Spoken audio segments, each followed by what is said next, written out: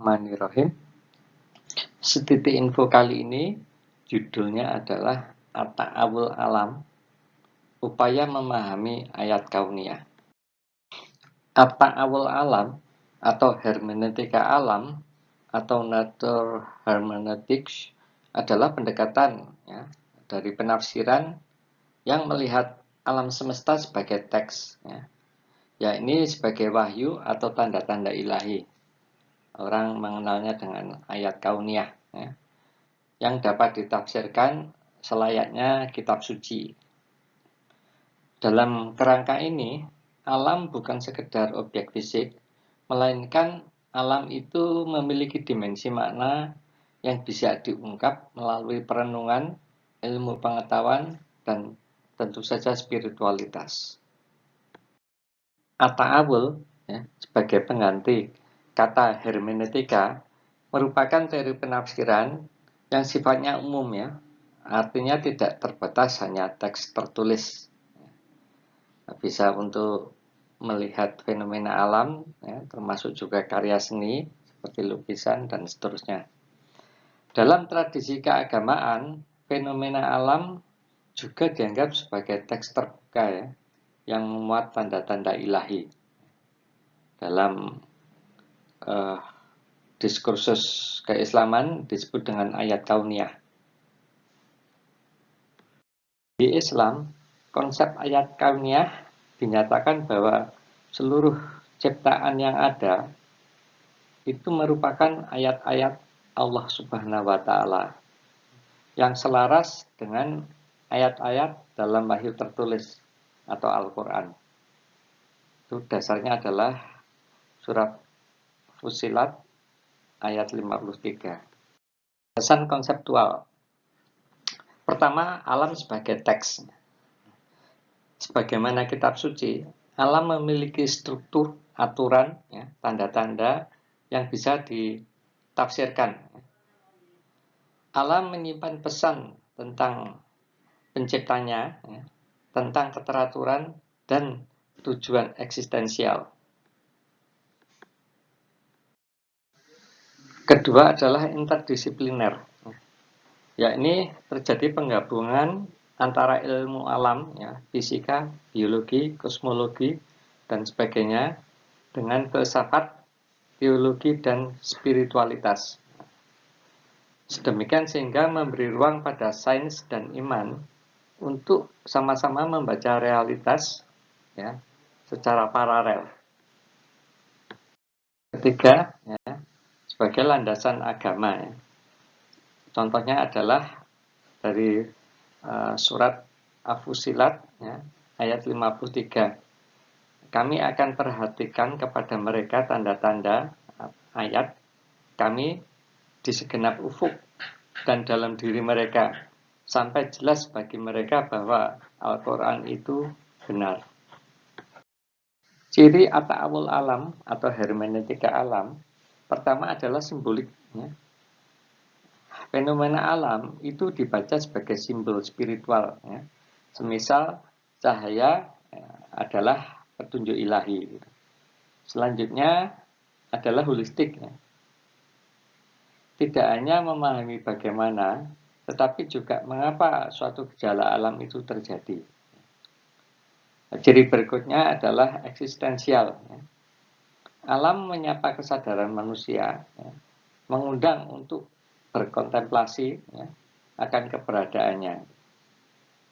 Dan selanjutnya adalah transenden imanan, di mana alam menunjukkan Tuhan yang sifatnya transenden, namun juga sekaligus hadir di balik ciptaannya, yaitu alam.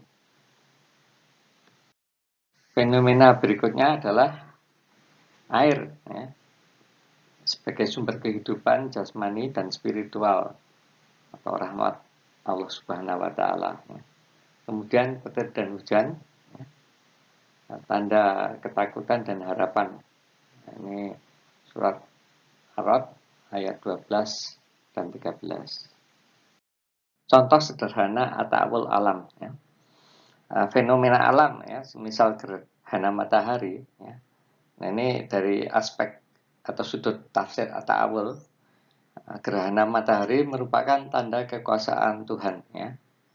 Tanda kekuasaan Allah, pemantik kesadaran akan kefanaan. Kemudian gunung, ya, itu merupakan stabilitas kosmos, ya, simbol keteguhan dan penjaga bumi. Nah, ini surat An-Naba ayat 6-7. Sekarang tinjauan at-ta'awul alam dan etika ekologis. Salah satu implikasi penting dari at-ta'awul alam atau hermeneutika alam adalah munculnya kesadaran ekologis, ya.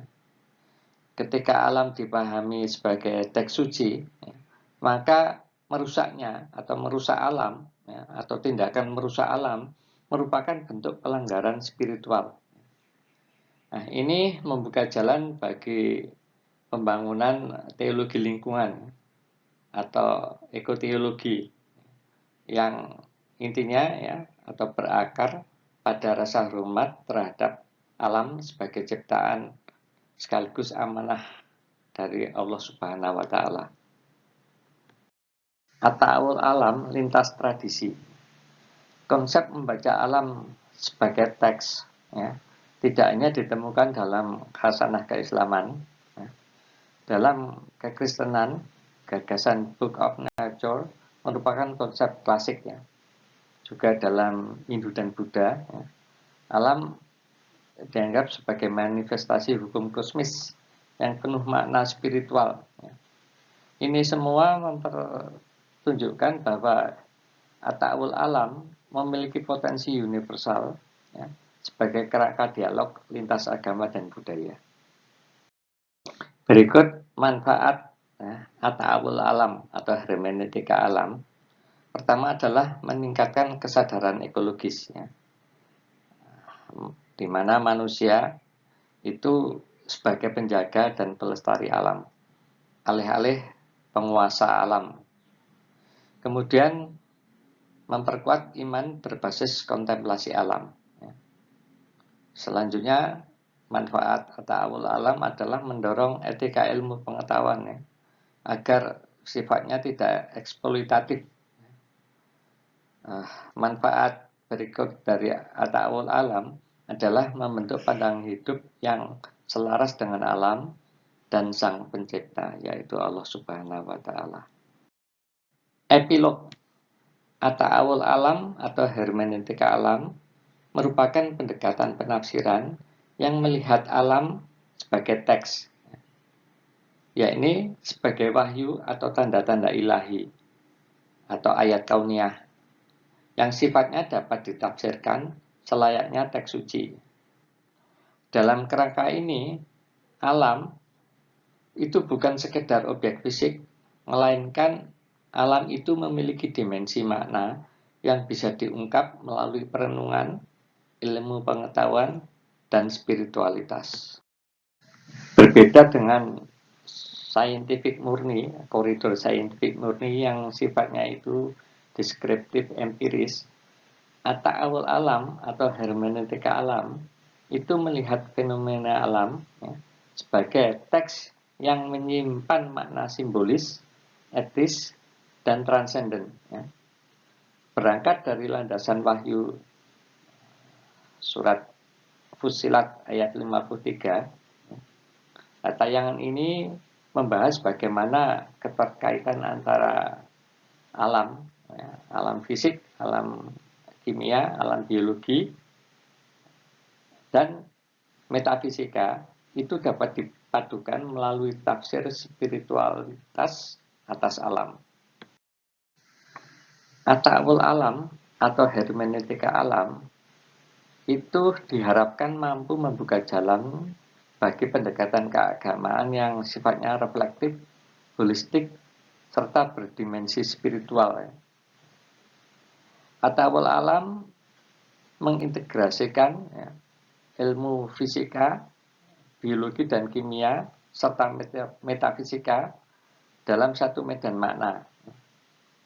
Dengan menjadikan alam sebagai teks yang sifatnya sakral, Nah, manusia didorong untuk senantiasa bersikap kontemplatif dan etis ya, dalam hubungannya dengan alam atau dunia. Wallahu alam bisawab. Mohon maaf atas segala kekurangan. Terima kasih atas perhatiannya.